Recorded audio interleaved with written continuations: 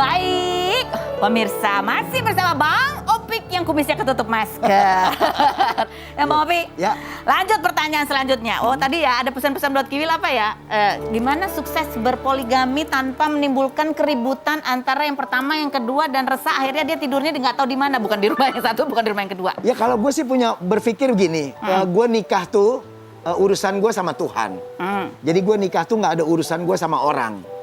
Jadi gue nikah ya memang ini jalan hidup gue yang Allah kasih, gue jalanin. Jadi nggak ada urusan sama orang, udah gitu aja. Gitu aja. Ya, gue prinsip gue ya gue sama Tuhan gitu. Jadi dengan prinsip itu maka yang dilakukan adalah maka yang dilakukan? Ya jadi gue lakuin ya tanggung jawab gue segala macam. Jadi gue dengan simpang siur pembicaraan orang, Bang Opi nggak gini dong, gini nggak. Jadi gue jalan di jalur gue aja. Oh, yang terbaik aja Ya, gitu, yang niatnya terbaik. juga baik Ya, gitu. Oke. betul. Nah sekarang kita lihat ke Rizky yang lagi gambar muka aku ya. Udah sampai mana sih lukisannya? Coba kita lihat. Kelihatan nggak? Kayaknya udah kelihatan rambut-rambutnya. Rizky mulai agak ditunjukin nggak? Wah! Ya ampun, mirip banget, keren banget sih. Oh, terus ada satu lagi nih Rizky, kaos kamu juga keren banget ya. Boleh kamu nengok ke belakang, lihat kaos kamu ke belakang.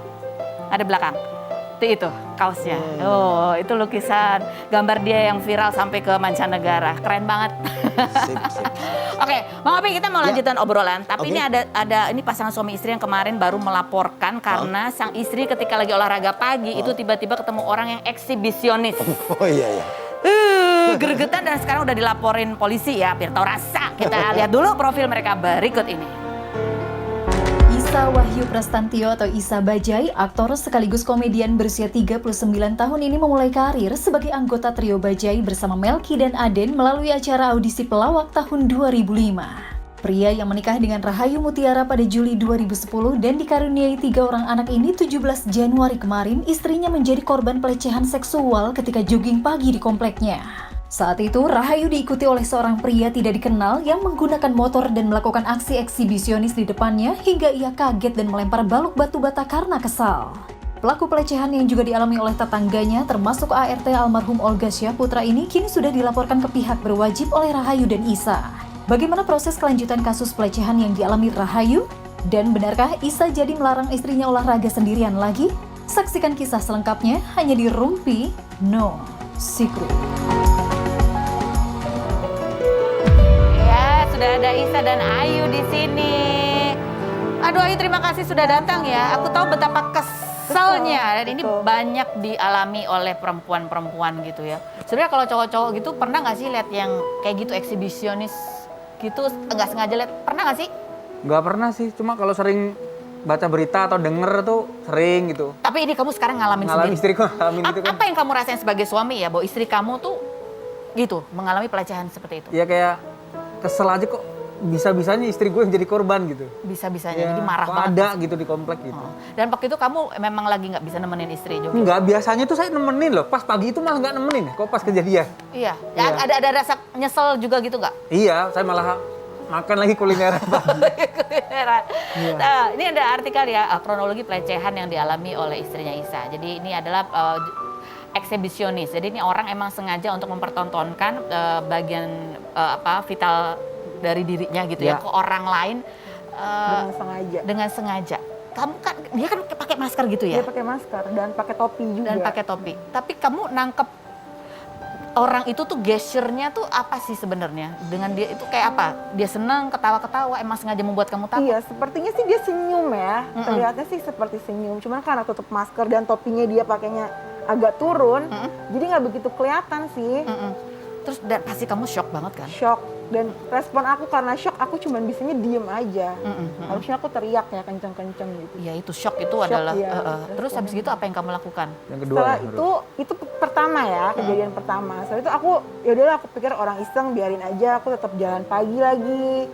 Sekitar 300 meter, itu sambil jalan 300 meter itu aku selalu lihat ke tiap gang gitu. Ada nggak orangnya? Oh nggak ada. Akhirnya 300 meter, aku lihat dia putar balik ke Ros. Ih serem banget. Terus aku pikir, oh mungkin dia nungguin aku nih gitu.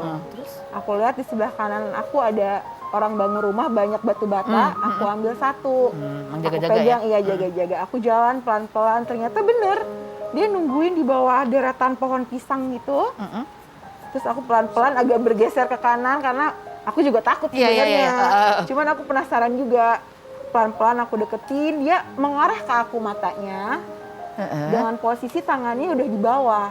Oke. Kan kalau orang diem di motor kadang suka di atas tang gitu. Ini dia di bawah. Astaga, gitu emang Iya. ngincar Mungkin banget gitu. ya, iya. Jadi kamu lempar waktu itu? Aku lempar, aku teriakin, aku lempar batu bata, mungkin dia juga refleksnya kaget, dia langsung kabur.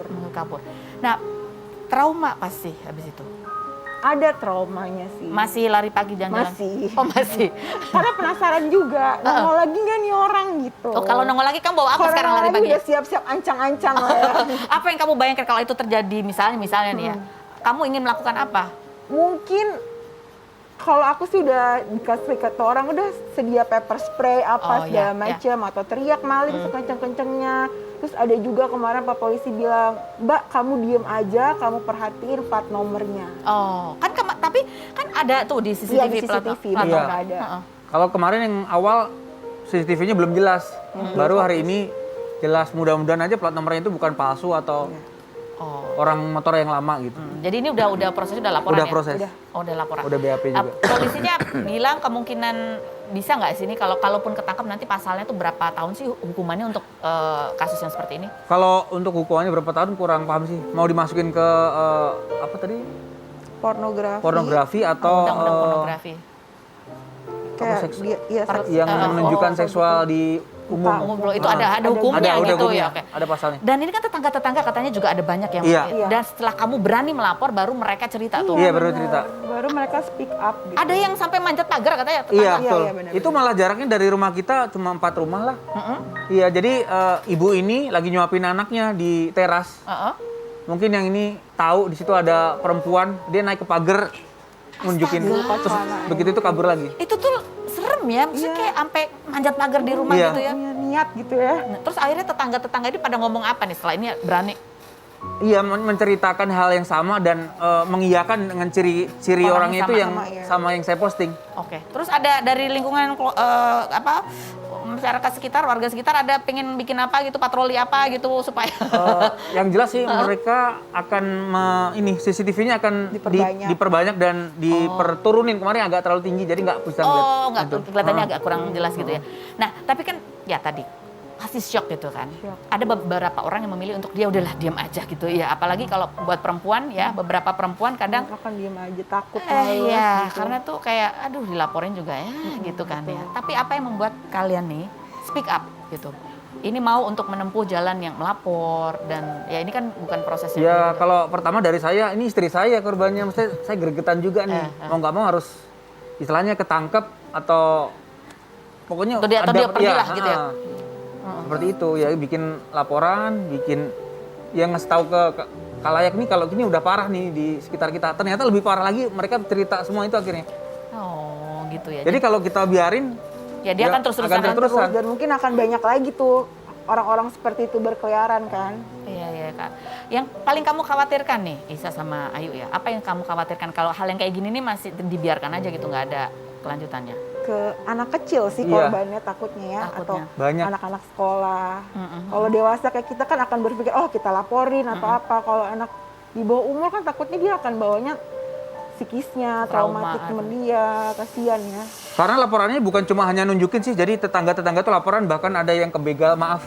Aduh, yang benar. Iya, betul. Orangnya yang sama ini. Iya, ciri-cirinya Mungkin orang sama, yang sama, naik ya. motor yang sama gitu juga lah. Iya. Membegal Iya, dada begal sama bagian bawah. tubuh. Iya. Oh, aduh. Ih, serius. Iya. Aduh, ya mudah-mudahan segera ketangkep. Iya. Kita masih akan lanjut, tapi kita ke Bang Opi dulu ya. Karena Bang Opi sudah siap dengan pantunnya. Silakan Bang Opi. Oi, makan roti canep, minumnya kopi. Cakep. Kopinya berasa karet. Oh, cakep. Jangan kemana-mana, kita balik lagi di Rumpi No Secret.